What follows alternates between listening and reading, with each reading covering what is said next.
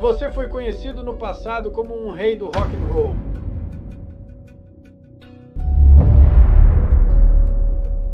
Ele disse, você gostaria de ter um carro? Eu disse, com certeza gostaria. Ele disse, bem, esse é o seu carro. À medida que as luzes se apagam em Graceland, uma mulher discreta do círculo íntimo de Elvis Presley finalmente quebra o silêncio. Às vezes ele andava a cavalo pelo lugar, e às vezes ele andava de moto pelo lugar. Suas palavras estão prestes a reescrever tudo o que o mundo pensava saber sobre suas últimas horas. Sua voz ecoa pelos corredores silenciosos da história, carregando um segredo guardado por muito tempo que poucos imaginavam um dia ouvir.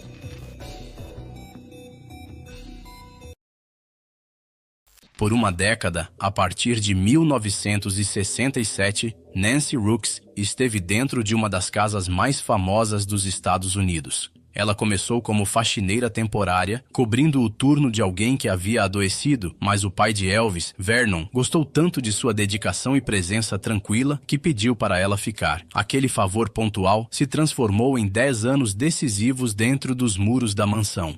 Nancy não usava roupas com lantejoulas nem subia ao palco, mas acabou fazendo parte de uma vida privada que o público nunca conheceu. Naqueles tempos, antes de Graceland se tornar uma atração turística, o trabalho de Nancy logo foi além da limpeza. Ela se tornou a cozinheira de Elvis, preparando seus pratos sulistas preferidos: picles fritos, pão de milho e sanduíches de pasta de amendoim com banana, muitas vezes servidos por volta da meia-noite, já que a rotina de Elvis seguia o próprio ritmo. Nancy se adaptou ao mundo dele. Seu turno começava no final da tarde e seguia até depois da meia-noite, servindo o café da manhã em horários em que os outros ainda estavam dormindo. Ela o via descer as escadas de chinelos, com o cabelo bagunçado, para comer a refeição que queria. Mas Nancy não apenas alimentava o rei. Ela o enxergava como homem, não como ícone. Sabia diferenciar Elvis Presley, a lenda, de Elvis, a pessoa. Às vezes ele ficava de hobby pela casa, pedindo torta de pêssego ou apenas um pouco de companhia silenciosa. Em noites tranquilas, chegava até a cantar hinos religiosos na cozinha com sua avó Minnie May. Nancy entendia que Elvis alternava entre o desejo por companhia e o desejo de ficar sozinho, e respeitava os dois lados. Através dos olhos de Nancy, Graceland era um lugar cheio de vida. Celebridades, namoradas e amigos antigos do bairro de Elvis passavam por lá, todos tentando agradá-lo. Ela presenciou o quanto ele podia parecer exausto quando todos iam embora. Mesmo assim, quando os fãs escreviam cartas perguntando sobre quem Elvis realmente era, Nancy sempre respondia com carinho e discrição. Ele era gentil, ele era engraçado, ele era generoso, dizia ela, verdades suaves que revelavam com delicadeza o homem por trás do mito. No verão de 1977, no entanto, até a atmosfera da mansão havia mudado. As risadas ainda ecoavam durante a madrugada, mas algo, por baixo de tudo, parecia errado. Nancy notou que Elvis estava mais corpulento, mais calado e frequentemente parecia sentir dor. Seu apetite variava. Às vezes, apenas um gole de suco bastava. Ele começou a usar o banheiro do andar de cima como um refúgio, desaparecendo lá por longos períodos. Nancy percebia tudo. O jeito como ele se sentava mais devagar, as horas em que se isolava, sinais de que havia algo o incomodando. No dia 15 de agosto de 1977, véspera da morte de Elvis, Nancy o viu rindo e suando após uma partida de squash na quadra de Graceland. Foi um dia normal, ativo, que não dava nenhum indício de tragédia. Mas na manhã seguinte, 16 de agosto, o cenário mudou. Nancy encontrou Elvis nos degraus da cozinha e lhe ofereceu o café da manhã. Ele balançou a cabeça. Não quero comer nada agora, disse. Só quero dormir um pouco, mas o que eu queria mesmo era um pouco de água. Nancy pediu à assistente Pauline que buscasse uma jarra de água. Quando Elvis tomou aquele simples gole, bebeu como se estivesse sedento havia meses. Pauline comentou mais tarde que nunca o tinha visto beber água do jeito que ele bebeu naquela manhã. Naquele momento, Nancy achou que ele só estava suado por causa do exercício. Mas com o tempo, aquele gole aparentemente comum se transformou em uma imagem perturbadora. Foi a última coisa que Elvis pediu naquela manhã.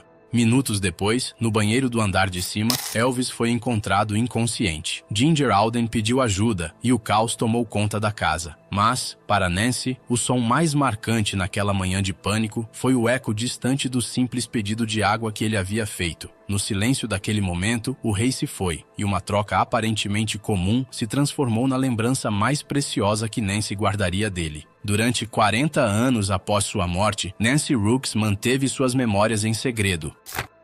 Ao contrário de muitos que estavam ao redor de Elvis e buscaram fama ou dinheiro, Nancy permaneceu em silêncio diante dos boatos e escândalos. Ela chegou a escrever memórias como Inside Graceland, oferecendo aos fãs apenas vislumbres carinhosos da vida de Elvis. Quando lhe faziam perguntas, ela respondia com lembranças suaves, nunca com fofocas. Em suas próprias palavras, Nancy nunca tentou reescrever a história. Apenas contou o que lembrava, com dignidade. Mas à medida que Nancy envelhecia, o peso das observações nunca ditas começou a apertar.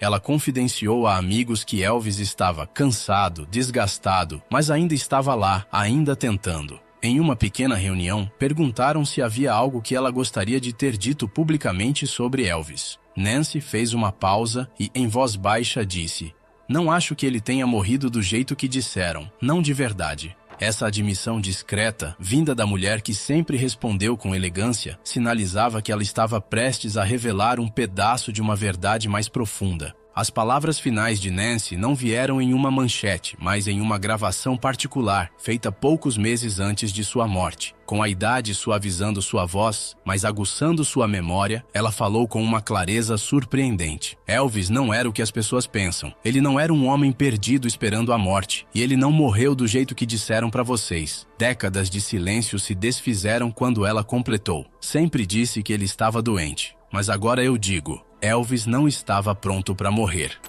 Naquele cômodo pequeno, a empregada dedicada que preparava suas refeições de madrugada se tornou a guardiã de verdades capazes de mudar a maneira como enxergamos uma lenda. Nancy relembrou aquela manhã final com detalhes vívidos. Ele não falou muito, só pediu água. Não comida, só água. Mas bebeu como se não tivesse tomado nada havia dias. Isso ficou comigo, contou aos ouvintes. Nancy notou o olhar dele naquela manhã. Era como se ele estivesse tentando recomeçar, não desistir.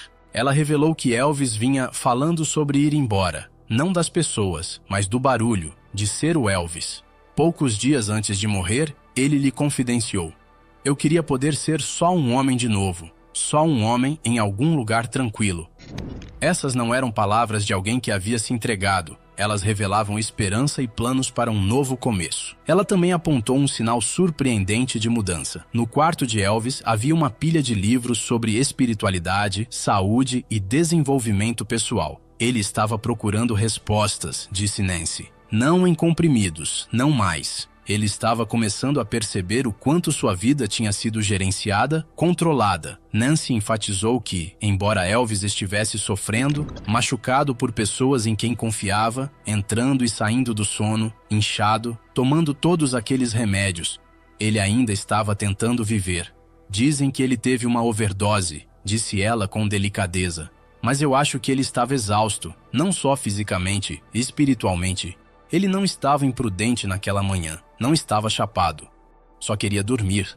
Nancy compartilhou mais uma revelação dos últimos dias de Elvis. Algumas noites antes de sua morte, ele lhe perguntou em voz baixa se as pessoas podiam recomeçar. Quando ela respondeu que sim, ele murmurou: "Talvez eu consiga. Talvez um dia eu acorde e deixe tudo isso para trás. Simplesmente desapareça." Ele sorriu, como se estivesse brincando, mas Nancy não teve certeza. Essas palavras íntimas, sobre fuga e renascimento, revelavam um estado de espírito de Elvis muito diferente daquele que o público imaginava.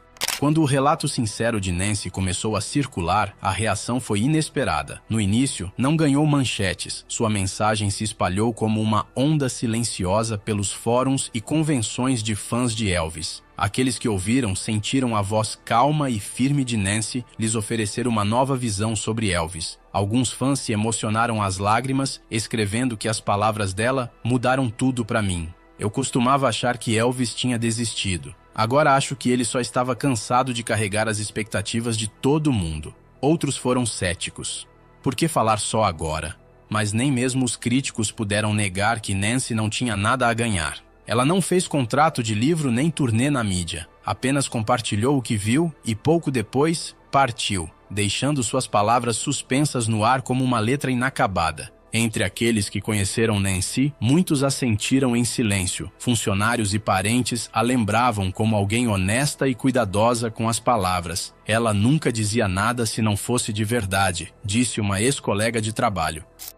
Então, se a Nancy disse que Elvis não estava pronto para partir, eu acredito nela. No fim, a confissão delicada de Nancy não gerou escândalo, gerou compaixão. Lembrou às pessoas que lendas não se constroem ou se desfazem de um dia para o outro. A história de Elvis era humana em sua complexidade. A verdade de Nancy permitiu que Elvis fosse lembrado não como uma estrela derrotada pela fama, mas como um homem que, mesmo em suas últimas horas, ainda buscava algo melhor.